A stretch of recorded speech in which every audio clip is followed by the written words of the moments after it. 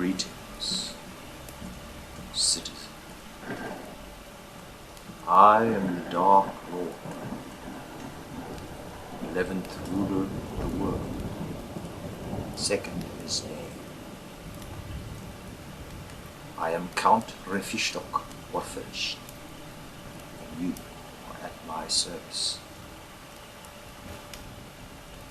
Amongst my many titles, I am High Captain, Scion of the House Amateus, Supreme Grand Master of all earthly dominions.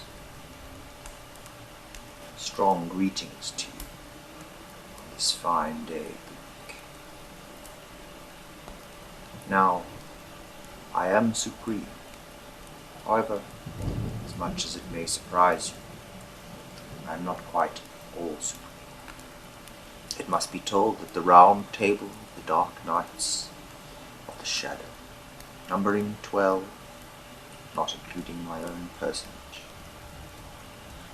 as of the most recent High Council meeting, has come to the, I must say, somewhat disturbing conclusion, with the help of our lower advisory councils, our artificially intelligent quantum supercomputers, Merlin and Lake, that the situation is such that it is time, much against my personal wishes, that a particular protocol, hitherto reserved for a not very distant future time, should be moved forward, that is, backward. That the ancient and auspicious family collective of the Ordo Illuminatus, all for one, and the one of all, reveal itself more completely unto you. The subject castes, the protection and combined tyranny of our great occult houses.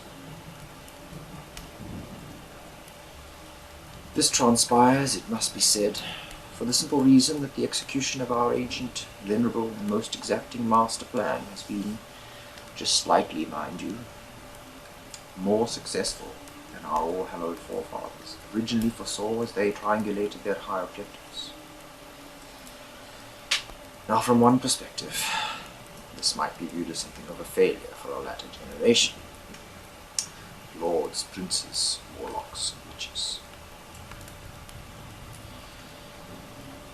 We did not quite keep to the schedule. This all the more embarrassing, of course, for timekeeping is perhaps the greatest of our hallowed Gregorian arts, passed down to us from the watches themselves in an almost forgotten time. Nonetheless, as of our last meeting, this new policy, the new dispensation, if you will, went live, so to speak, and thus the hour is at hand, and the anciently scheduled and long-awaited final apocalypse has been set into full motion, 70 years ahead of time. Now, it must be said that I have never been one for public appearances, the vanity and trivial fame of the spotlight, the vulgar social media realm of talking heads, overblown personalities, court jesters, clashing egos, laughing stock, and endless circuitous drivel. After all, my ancient forefathers knocked down the Tower of Babylon, and I've sometimes pondered why the Order has worked so very hard to put it back together. For indeed, though the Phoenix is one of the greatest symbols of our creed, in rare moments of weakness, I occasionally wonder if perhaps we are ourselves misunderstanding the true import of this reverent icon. But speaking for myself, strange, grateful perhaps, but the drawing of lots by the council at the previous meeting ended with me, High Chair, the Ordo in camera himself, assigned as fool to appear on camera, your personal court jester for this next phase of transition. The decision was made, so here I am, as overlord of earthly affairs, I discharge my duty with full vigor and stoic righteousness. But you will forgive my occasional reticence, for I, as might be expected of High Avatar, Dark Knight, presiding head of the Black Council, sovereign ruler of the underworld, have never been one for public speaking openly in any fashion whatsoever, unless it be through. It all goes rather against my natural philosophy, I might say. In the reigning chief of the ultimate circle of secrets, the very lord of the ziggurat of unseen things, the very head of the household of Pyramidian unattainable, I must say I've always been somewhat suspicious of this final stage in the plan, to come forth to the people, to speak truth. It's all rather difficult after this many years of deception, falsehoods, bamboozles.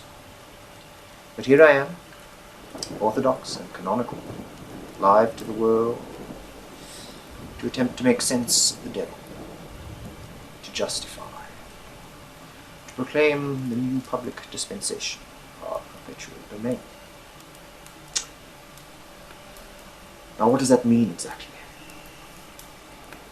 Well, to be brutally honest, that the High Prince of the Underworld will appear to you now is a great sign, a portentous omen, a signifier that my order is completely victorious in all of our original aims. We achieved a supremacy surpassing even that of our fallen antediluvian forefathers, the Neta gods of Sumer and Egypt, and that of the once glittering Atlantean Federation before its fall. My brothers and sisters of the Ordo Illuminatus have achieved eternal dominance and total information awareness. There is no more risk. The age of jeopardy is concluded, and we are now free to engage with our lower subjects, you, on a more personal level. We are quite sure that the agenda pertaining to matters here, in concert, of course, with the rest of the current affairs schedule, will satisfy you completely. There will be no panic, nor even, perhaps, surprise. All of you, ye, our sacred cattle, are safely corralled in the labyrinth of pleasure and pain we have built for you. Indeed, most of you entered of your own volition, with informed consent, and then convinced your peers to join you in bondage. This is the prime reason, in fact, for this earthly rollout the next year. As such, we have entertainment lined up. We will discuss the various crafty mechanisms of domination and usurpation that brought us to our power over you.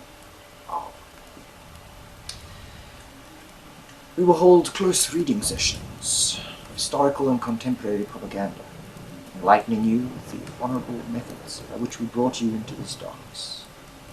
We will examine the techniques that enabled the Hollywood film industry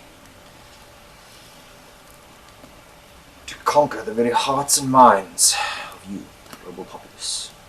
We will examine the wheelings and dealings with unearthly powers and principalities that resulted in the garage sale of your very souls. There will be award ceremonies. The distinguished members of our order will hand out prizes to those hard-driving conspiracy theorists that came closest to the truth. We are a just order. Credit is given where it is due. Furthermore, in order to make the best of my unfortunate assignment here as descendant from the mountain, I am here personally to interface with the common citizen on matters closest to my heart, the ancient occult secrets of authority, of great literature, the powers of spell casting, of long esoteric mysteries, symbols and signs. Indeed, here and there I might take it upon myself to read you some of my favorite short stories, including and especially those that are the results of my personal agent's inspirational hand.